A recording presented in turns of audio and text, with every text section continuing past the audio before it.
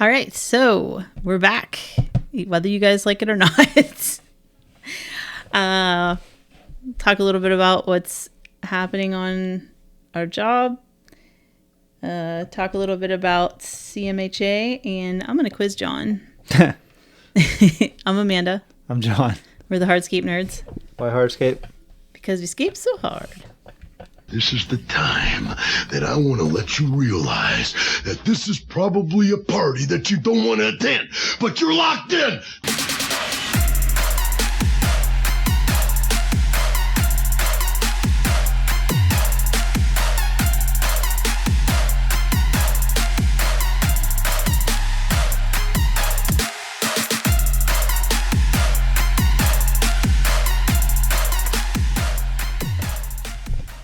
All right. We're here. Let her rip. Okay, so on the last episode, we mentioned that we have taken on a job that we are not very familiar with, and there's a big learning curve. Huge.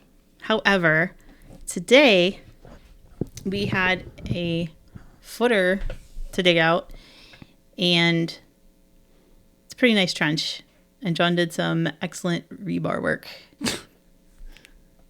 Yeah, I don't know. It worked out shockingly well, so I'm sure that when we go back tomorrow morning, the entire trench will be collapsed.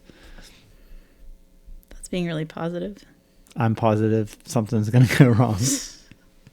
Don't say that. Well, that doesn't matter. I'd rather say that and have nothing go wrong than think everything's going to be joyous and everything goes wrong. That's true. So that's one way. That's one way to look at it. Yeah.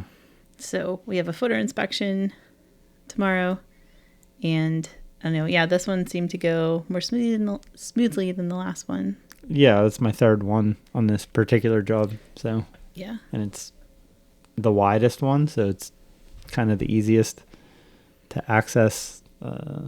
Yeah. Yep. So we got that going, and it was a beautiful day. It felt like summer. So that was a nice bonus. Yeah, and this is being recorded in the middle to late October, and usually it's not. A lot of times we get snow this time of year in Pittsburgh. Yeah, but it's been beautiful. Yeah. We haven't really gotten rain, and temperatures have been up there. The big thing is no rain. That's huge to me for what we're doing. Just period. We can't work when it's raining. Well, we can work, but it massively slows us down. Yeah, you may not even be able to get the machine up the hill for this job. It's so steep. Yeah, it's pretty steep access to make it up around back. You can check it out on YouTube for our time-lapse videos. Don't forget to like and subscribe. Yeah.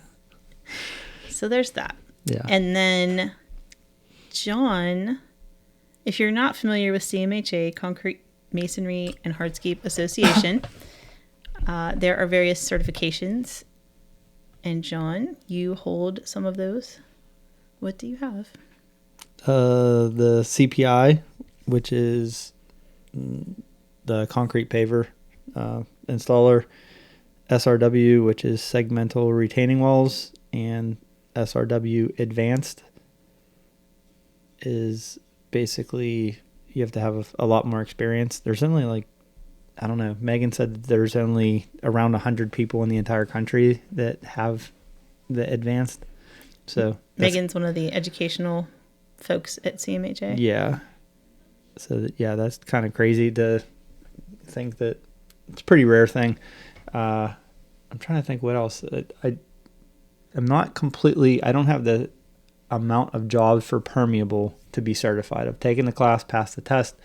I just need. You have the square footage. I have the square footage. I just need the amount of. I just need the, whatever it is. I need a few more permeable jobs. We don't do very many permeable. I think it's 3. If we had 3 more, left? maybe. Okay. I don't know. Well, we might turn this current job into permeable. There we go. Knock it down to 2. So, CMHA has all of the above then. So, segmental walls, pavers, and then you can actually become an instructor as well. I guess before I get to that part, it's a classroom experience followed by a written exam, which I guess now is on computers. And you get a score. If you get above a certain score, then you combine that with square footage laid in terms of your personal experience and roll that into your certification. So just basically what I wanted to get to with that is if you are installing and you'd be interested in getting your certification, I would suggest, or at least what we did, is we created an Excel workbook and track every job just for our own knowledge of square footage, but also for the certifications as well. Yeah, I don't know if I'm supposed to comment, but it's neat seeing to go back throughout the years, and since we specialized, we're kind of right now we're exclusively hardscapes. Before we kind of did everything, a lot of maintenance, and now we kind of worked out the math to where every 3 months we get a year's worth of experience because we're specialists compared to what we used to do. So yeah, I have a lot more experience, or just anything when we train guys. It's kind of nice that they come in and in 3 months they have a year's worth of experience. Yeah, because they're doing one of two things. If they're not laying pavers, they're installing walls. So yeah, one way or the other. And there's some overlap, but with the type of materials and some techniques, and sometimes you have both on a job. So yeah, that works out. So John has those, and then he is also an instructor for both of those, pavers and walls. Yes. So recently, what? I don't know what you want me to say. Oh, well, John taught his first advanced SRW class. Yeah, with Bill Gardocki. I didn't do it on my own, but I don't know. It was pretty wild having like my first, I said it was like my first time being a offensive coordinator, and the first game that you get to do is the Super Bowl, doing it at HNA. And I'm supposed to be able to get to do it again, but that's in Herndon in March. So it's another kind of a big venue at CMHA headquarters. Yeah. So that was a big deal. Yeah, it was exciting. So tell us, what was it like being in the classroom? I don't know. On the other side. I've taken a bunch of the classes. It was basically exactly what I expected. It helped to be prepared. The instructor, James, let me sit in on his class, the first, the SRW basic, and that really helped kind of calm the nerves. And then I was able to, basically he just said, make sure you're prepared. And so I studied one more time and kind of did presentations for Amanda and the children. But that worked out well. So I definitely felt a lot more confident with all that. Yeah. So it sounded like everything went well. And then you said the format changed for the testing. That's where the computers came in. Yeah. Instead of the written test. Yeah. And Bill's been doing this for many, many years. And so this was his first time with the computer, and I'm relying on him to tell me what to do. But he was, in a few instances, relying on me to tell him what to do. He's like, I don't know. I had to, I was his tech support person, and I'm not very computer savvy. So yeah, I'm usually your tech support. Yeah, so. We were kind of in, there's a reason I build walls and I don't sit at a desk all day. So I definitely prefer to work with my hands and not fingers, I guess. Yeah. So that part was wild. And then, but Megan and Aaron were there to help with all the test taking, and yeah, most of the people passed. So that was neat. It's weird because like when I took all my tests, you would find out like 4 to 6 weeks later. Yeah. And now it was like people were saying, "Hey, I got an 87, I got an 85," and so we were just like holding our breath, hoping that guys would pass. And I don't know, I think most of the people did. So yeah, when you came back and we're talking about the tests and the scores, and I'm like, wait a second, I thought they mailed it, because you get a letter and it says, "Hey, your score is blank." Yeah, they did not do that this time. You knew instantly, and the nice thing is, you knew what questions you got wrong. Oh, that's nice. So that was my big gripe with the CMHA, which was basically NCMA back then, was that I didn't know what answers I got wrong, because there was a handful. I got a 90-something, 91 on my test, and I knew there were some things that needed or that I was tripped up on the wording. So there was definitely some that I thought were going to be problems, but I don't know if those were the ones I got right or wrong, or, so that made it frustrating, because the whole purpose is to actually have the information. Yeah. The certificate is nice to I believe, for marketing. But you want to know the information. You want to make sure people are installing it right. And so you want them to know what they got wrong. And so that's since been rectified, and I absolutely love that.